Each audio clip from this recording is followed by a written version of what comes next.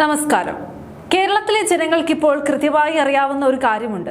അത് മറ്റൊന്നുമല്ല, CPM സംസ്ഥാന സെക്രട്ടറി MV ഗോവിന്ദൻ ഈ പാർട്ടിയുടെ അന്ത്യം കണ്ടു മാത്രമേ അടങ്ങുകയുള്ളൂ എന്ന്.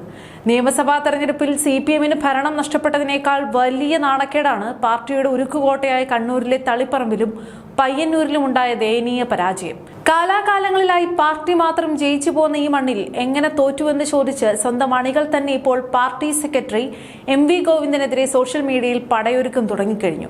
എന്നാൽ ഇത്തരത്തിൽ ചോദ്യം ചോദിക്കുന്നവരെ ഭയപ്പെടുത്തി വായ്മൂടിക്കെട്ടാൻ വേണ്ടി രണ്ട് പ്രാദേശിക നേതാക്കൾക്കെതിരെ ഇപ്പോൾ പാർട്ടി അച്ചടക്ക നടപടി സ്വീകരിച്ചിരിക്കുകയാണ്. കീഴാറ്റൂർ നോർത്ത് ബ്രാഞ്ച് സെക്രട്ടറിക്കും ലോക്കൽ കമ്മിറ്റിക്ക് അംഗത്തിനുമെതിരെയാണ് തളിപ്പറമ്പിലും ആലക്കോടും ഏരിയ കമ്മിറ്റികൾ നടപടി സ്വീകരിച്ചിരിക്കുന്നത്. പ്രകാശനെ ബ്രാഞ്ച് സെക്രട്ടറി സ്ഥാനത്ത് നിന്നും നീക്കുകയും ഷൈജുവിനെ ലോക്കൽ കമ്മിറ്റി അംഗത്വത്തിൽ നിന്നും നാണം കെടുത്തി പുറത്താക്കുകയുമാണ് ചെയ്തത്. പാർട്ടിക്കുള്ളിലെ ആളുകളെ ഇങ്ങനെ പദവികളിൽ നിന്നും നീക്കി അടിച്ചൊതുക്കിയാലും പുറത്തുനിന്നുള്ള ലക്ഷക്കണക്കിന് ജനങ്ങളുടെ ചിന്താഗതി മാറ്റാൻ ഈ പാർട്ടിക്ക് കഴിയില്ലല്ലോ. ഈ Keezhattur branch secretary KP Prakashan ചെയ്തത് എന്ത് വലിയ തെറ്റാണെന്നറിയാമോ?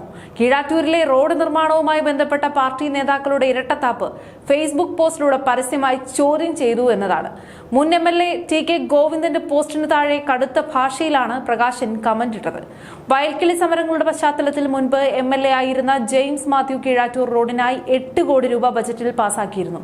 എന്നാൽ അതിനുശേഷം ആ മണ്ഡലത്തിൽ നിന്നും MLA ആയി ജയിച്ചു വന്ന നമ്മുടെ പാർട്ടി സെക്രട്ടറി MV ഗോവിന്ദൻ വന്നിട്ട് ഈ റോഡിന്റെ കാര്യത്തിൽ ഒരു നടപടിയും ഉണ്ടായില്ല.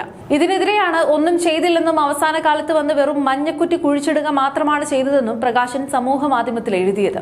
വികസനം ചോദിച്ച സ്വന്തം ബ്രാഞ്ച് സെക്രട്ടറിയെ വികസന നായകൻ MV ഗോവിന്ദനെ വിമർശിച്ചു എന്ന് പറഞ്ഞ് കസേരയിൽ നിന്നും അടിയന്തരമായി തെറിപ്പിച്ചിരിക്കുകയാണ് പാർട്ടി. ചോദ്യം ചോദിച്ചാൽ കമ്മ്യൂണിസ്റ്റ് പാർട്ടിയിൽ ഉടൻ തല ഉരുളുമെന്നതിനുള്ള ഏറ്റവും വലിയ ഉദാഹരണം വേറെയില്ല. ഇനി കുവേരി ലോക്കൽ കമ്മിറ്റി അംഗം ഷൈജു ചാലപ്പുറത്തിന്റെ കഥ അതിലും രസകരമാണ്.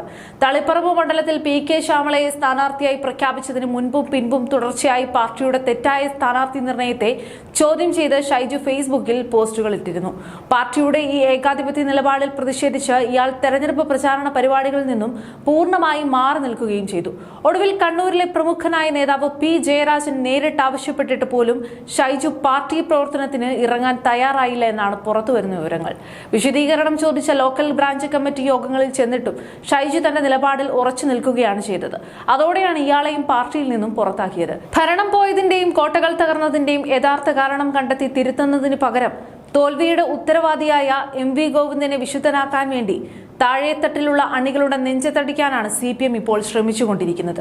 ചുരുക്കത്തിൽ അണികളുടെ വായ മൂടിക്കെട്ടിയതുകൊണ്ട് തളിപ്പറമ്പിലെയും പയ്യന്നൂരിലെയും ജനങ്ങൾ CPMന് നൽകിയ കനത്ത തിരിച്ചടിയെ മറച്ചുവെക്കാൻ ഗോവിന്ദൻ സെക്രട്ടറിക്കാവില്ല.